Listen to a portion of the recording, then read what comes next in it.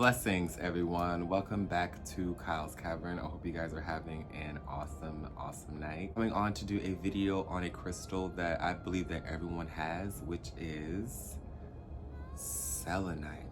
And if you guys are interested in wanting to know more about Selenite, then keep on watching. And if you guys are new here, I am Kyle. I am owner and operator here on YouTube as Kyle's Cavern. Also, I operate a business of mine called Medicine Bag. I also have a spiritual name, Baba Ifa Oshun Femi. So definitely feel free to join us. Feel free to leave comments down below of any crystals or minerals that you would like for me to touch on, and I will definitely get back to them. Grab yourself some tea, grab yourself some water, grab yourself a snack, grab yourself anything that makes you feel comfortable and cozy, and let's dive into the video of selenite. Now, selenite is one that's often used in lots of cleansing and cleansing of other crystals. It's made of gypsum. So oftentimes you will see more, gypsum will be a lot more of a clearer version of selenite, but it will still have that satin-like finish. And this phenomenon that you see within selenite is called chatoyancy. So you will see this phenomenon in a few other crystals too, what you will see sometimes in star sapphires, that chatoyancy, or even in tiger's eye. That same glow is given off by selenite. Another name for selenite, and it's called desert rose. So you will oftentimes see selenite kind of growing in a almost like sprouting. You can definitely see that within selenite growth and how it's formed. Another form of selenite will be satin spar. So that will be another form of selenite. You can also find selenite in alabaster stone. So alabaster stone definitely has these energies of selenite in it. And definitely you can see even within, if you go in certain temples in Egypt, if you wear white, your white clothing will actually bounce off and make light in the tombs or in certain rooms in ancient Egypt. So reflection plays a big part within selenite, if you couldn't tell. The locations where you can find selenite or gypsum flower would be in Morocco. You can also find it in the US, in Mexico. You can also find selenite growing in Japan, but mainly worldwide. There are many locations where selenite has been found. There is a place in Mexico called the Cave of Giants. It's where you can't really go to because it's like only scientists are really allowed to go in there. There is a place on Earth where I will definitely put pictures up where you can see people walking on huge slabs and forms of selenite, and it literally looks like the Cave of Solitude, where Superman was, learning about who he was and gaining his power. Crystals can grow very huge, like huge, bigger than human, sometimes even structures, and so who knows what the earth really has in store. The chakras that are associated with selenite will be the third eye and also the crown. I definitely feel like if you're going to activate those chakras, make sure that you are grounded first before moving up in your chakra. Always want to make sure that your foundation is secure before you move up in activating your chakras. So I highly recommend that. But definitely if you're looking to, if you have done that and if you're looking to activate your third eye and your crown chakra to receive downloads from spirit, then definitely working with selenite can be a great tool for that. The hardness of selenite would be a 2. So it is a softer stone. So that means that a little bit more care will have to be taken into consideration when handling. It's not one that I would recommend for putting in water because it will dissolve. And I recommend dry cleaning. So that always means, for me, either sage, sound healing, or of course, charging it in the sun or moon. Those are great ways to cleanse selenite, but water is not really a great thing to put on it. And also, if you have it in jewelry, just be a little bit more mindful because it is a softer stone. If you have it in rings, always say I will start to say, if you have any soft rings made out of emeralds, opals, or selenite, or any stone that's on the softer side, try wearing it on your less dominant hand just so you're not hitting it as much on objects and things. The crystal system that selenite falls under will be the monoclinic crystal system. So I'll definitely make sure I put that chart up so you guys can see the different crystal structures. Zodiac signs that are associated with selenite will be all. So anyone can work with any forms of selenite. And I always say, even with it being tied to certain zodiac signs, anyone can work with these minerals. I always try to remind people that your body parts are made up of different zodiac signs. So even you not being that sign, you can still carry the energy, work with that energy. So every sign is connected to a body. The element associated with selenite would be water and air. So you can definitely work with those elements when working with selenite. And it definitely does help. It's a very clarifying stone, and you can definitely take a selenite wand. If you're looking to help cleanse your aura, definitely take selenite and use it as a aura cleanser. That will really definitely help you to get off any stagnant energy. So you just wand yourself down with selenite. Well, oftentimes people say that you don't need to cleanse selenite.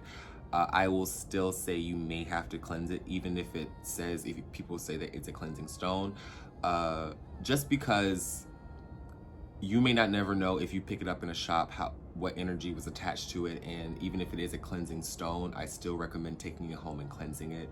Dry cleaning, of course. So that means sound healing, and setting it in the sun or moon for a charge. But definitely you have to charge any new crystal that you get. I highly recommend that, just so that you're safe when bringing an item into your sacred space, or your home. So I definitely really recommend selenite for cleansing, but I definitely say when you buy selenite to cleanse it before you decide to do anything spiritual with it, just to get off any negative energies that may be over or around the crystal while it was either being mined or just sitting in a shop, because people can carry energy if they don't realize it or not. Now, there are a few lunar deities that is tied to selenite. And selenite, the name actually means Selene. So selenite is also tied to the goddess Selene. So you can definitely work with her.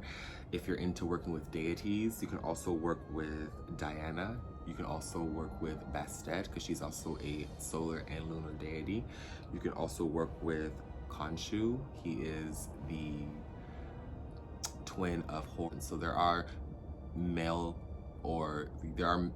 energies, moon energies, and there are also feminine moon energies. But you can definitely work with lunar deities to really connect you to the moon and your intuition. Properties that selenite comes with is that it allows us to be honest with ourselves. So definitely sometimes individuals may feel like if you find yourself, or if you know someone that may not be super honest with themselves, or you are looking to open yourself up to more honesty in your life, then definitely working with selenite can allow you to open yourself up to just allow you to be honest in your day-to-day, to live your truth, and allows you to be honest with your good parts and your bad attributes, because it is a lunar based mineral. Working with selenite is a very pure based mineral as well. It definitely helps you to tap into your purity. Also, selenite is great for aiding you in mental clarity. So if you may be having some mind fog and you're looking for a tool to help you break through those clouds, then definitely working with selenite can definitely allow you to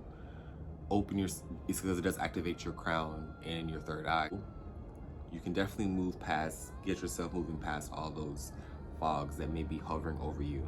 And I always say to make sure that you guys are doing head cleansings. I will do a video on how to prep for a head cleansing that you can do at home, but make sure that your crown is cleansed as well. Both kind of being, kind of pulled in many different directions in your day-to-day life, then definitely working with selenite can definitely help you to focus on one thing at a time. It definitely helps you to organize your tasks that you may be approaching or tackling that day. So I definitely recommend working with selenite to help you with your mental flexibility. Selenite also helps to promote good business practices. So if you're one probably starting a new business, and selenite is also great for new beginnings, you can definitely work with selenite for getting into the habit of understanding certain business practices, and definitely it allows you to start making good business habits and good business choices. So I definitely recommend selenite for that. Talked about it bringing in more purity, but also brings in light energy. So it's one that definitely helps you to tap more into that light energy. And I definitely does feel like no matter where the reflection is going, light is still light, and you can definitely use light as a great tool to help you push through the darkness. It's a great tool for cleansing crystals and other minerals. So you can definitely get yourself either a selenite wand. You can put it near your other minerals, and have them all around the selenite. Or you can get yourself a selenite tower and put it in the center and base your crystals around that. It's a great, I recommend selenite for cleansing and recharging other minerals. If you forget to put it in the sun, or if you are, because we're living our everyday lives, so it can happen that you may forget to charge your crystals. So definitely having selenite is a great way to help you to charge your crystals if you have not in a while. So I definitely recommend that. Also, selenite is great for transformation. So if you're looking to start new ventures, enter into new ventures, and definitely working with selenite can allow you to help you transform. And I feel like even now we're in the year of transformation.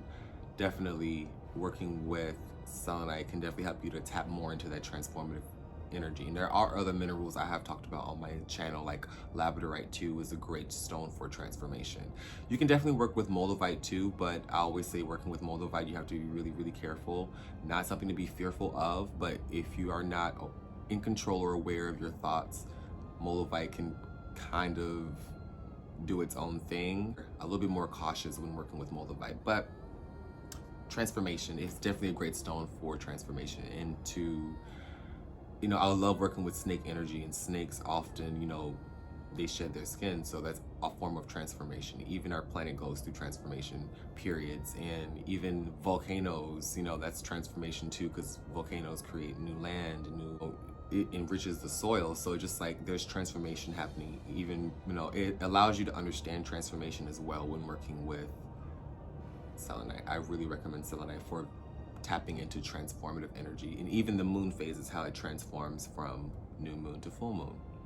We did talk about how there is this huge cave in Mexico where selenite grows. Definitely in that, if you ever are able to go in there, because even them, they have to wear hazmat suits because too much exposure could be potentially harmful. High exposure to selenite. High exposure can cause headaches when they're in that cave, so that's why they wear their hazmat suits and they're very prepared going inside.